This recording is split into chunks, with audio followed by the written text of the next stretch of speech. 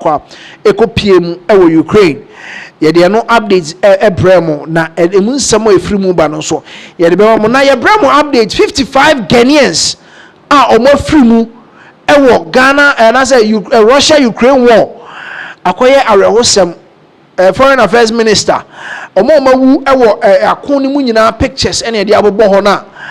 all go through and answer all you who say we Ghana ni so per BBC news world news or updates on the buy yes updates way you didn't can their brand that ebobo din any obiani age any ade emamo ewo honom and yes that was a foreign affairs minister Okudzeto ho at least Ghana for aduonum num that is 55 and omo afrim ewo Russia omo kokonto kwade ma Russia omo afrimu ewo honom Russia and Ukraine de no ewo honom omo afrimu na picture ye ko hwe no was a former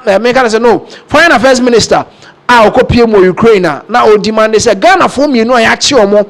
Ukraine no nke beja omo na omo aba se de be ya I mean yenko count death toll no enko because these are they classify them as war criminals enti omo war prisoner wo Ukraine omo achi omo ho enti foreign affairs minister ni release out the buy as to what really happened no ye the update no ebe ma musese enti ono agasa post here X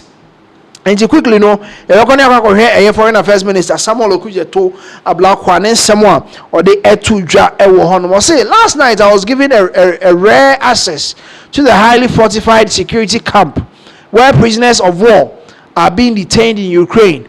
I thank President Volodymyr Zelensky and Foreign Minister Andriy Sybiha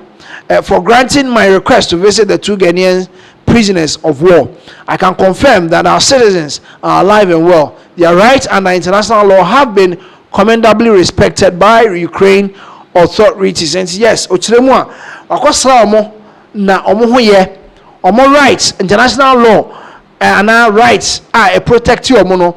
Ukraine authorities no one make sure say omo edi so kama ewo ho no mo akwakoye eye enigisem ho no say I appreciate that my request was quite unusual and the first of its kind from an African foreign minister as I was informed. I am therefore immensely grateful that our request was not declined in affirmation of our cordial bilateral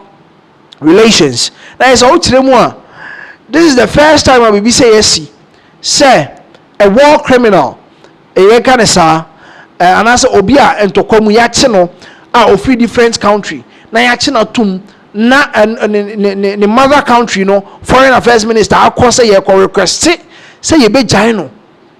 That was the first Ghana and the first country omo ayebi ewo honom. I say this significant gesture gives me more confidence that our neighbor that our negotiations for their release will be successful. It is refreshing to hear our 2 compatriots say that they are determined to become advocates against the modus operandi of trafficking networks and willing to devote the rest of their lives educating vulnerable Africans how to avoid such a predicament. Update the brand one here nipa 55 omo afrimu omo ye Ghana for no dodo na akire mu a trafficking ye be foul ye do ko Russia ye be mo adwuma e wo se ntoko e koso de but ye be mo adwuma wo civil work amama ye omo be ba ko pie be wie no na ye de omo e ko eye army ni mu na omo ka ko kontokwa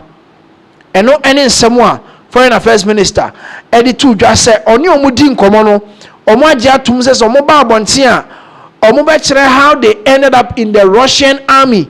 ema enti omo kokon ye ma omo tiye omo de ya ma omo tu enko omo na Ukraine authorities omo che omo e de omo ekoto afiase nti on your screens Ghana for mienu omo Ukraine authorities omo che omo e de omo akogwo afiase because they were fighting for Russia. Ti omo age atum se omo ba abonte a they will advocate and educate the men can say the citizenry Ghana for do na about a trafficking and ye bibia na cho say do koye adwuma ye do koye you end up doing something else omo de omo ti anye ye de omo ko Russia ye de omo ko military ni mu omo ko kontokwa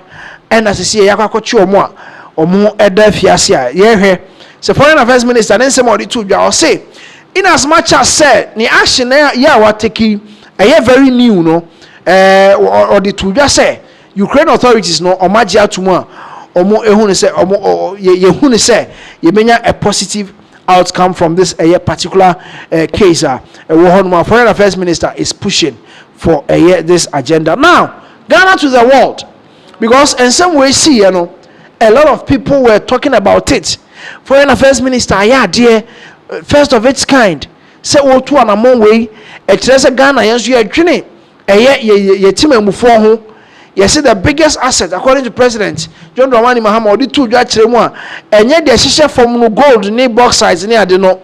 Ghana for ni team mufo omo so na masase so no omo so eka Ghana ye menka ne say ye resources ne ho a ye de omo ye adwuma ye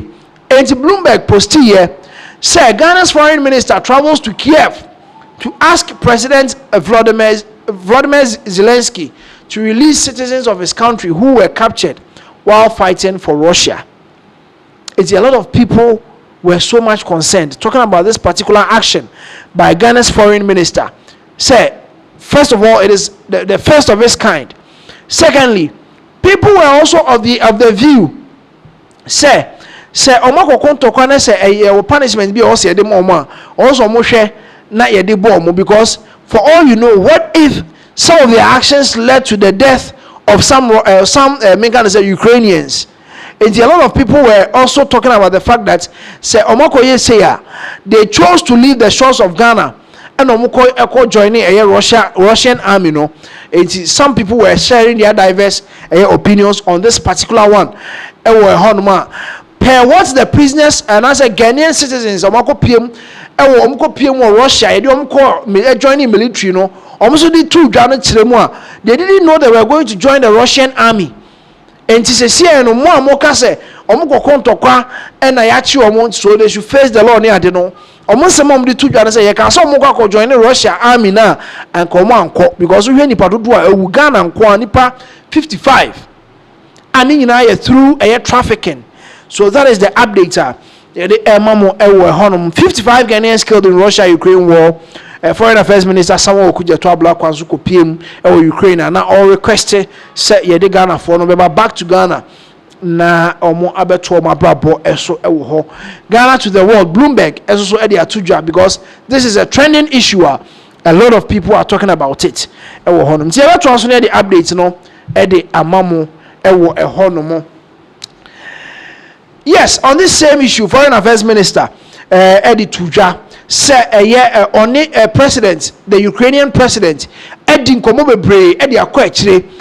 who say benya a positive result on this particular issue. Na abwa amagana for me no mako PM hono, omo atomo, and I say ye jai omo, ye di release nearby, some of them, the amagana for edionum num. 55 Ghanaians free mono. Say we a foreigner, Russian army no. Omo make sure say they push you to the war fronts, baby. Emu ye den no. E ho na okopiem. Na say wo no enche waso betimi ayehye. E ho. Ebi so there were some videos I hear ya. Ya nkasa ye bo obi wa ha ma mo hwe ya. Obi wo ha ye timi de bomb echichire no. Ana atopaye echichire nipa no. Say onkopiem ewo Ukraine for baby omo abochenku no. Tuko okopiem wo na to a wangasa ye de bomb na chechire wo no wo ubefrim ansa na ebia yenya Ukraine fo no bia ebi nipa be senso enwotwe a omuso be den ebefrimu